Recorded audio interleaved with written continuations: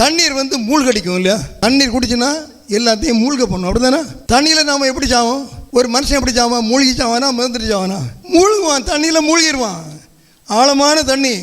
நோவா காலத்தில் எப்படி? தண்ணீர் ஆழம், வேறு வழி இல்லை.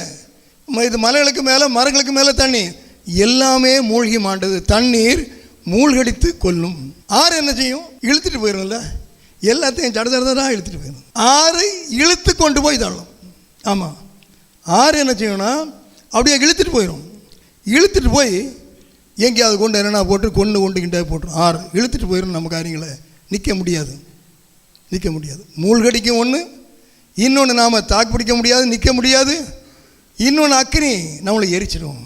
இது நம்ம வாழ்க்கையில் அந்த யோர்தானும் அல்லது அந்த ஒரு யாப்போக்கும் இனி வரப்போகிறது இல்லை. நம்ம வாழ்க்கையில் வருகிற காரியங்கள் இருக்குல்ல, அதுதான் ஆறு போல் வரும், அக்னி போல் வரும், அல்லது வெள்ளம் போல் வரும். இப்போ இடையில கூட சிலருடைய வாழ்க்கையில் நான் பார்த்துருக்கேன், 2-3 நாளாக அழுதுகிட்டே தான் இருந்தாங்க சில காரியங்களுக்கு. ஆமாம், ஒரு நேரம் கூட அவங்களுடைய கண்கள் அழாமல் இல்லை. சில சூழ்நிலை அப்படி வாழ்க்கையில் வந்துருவாங்க. நம்மை மூழ்கடிக்கிற காரியங்கள் வந்திருக்கலாம், இனி கூட வரலாம்.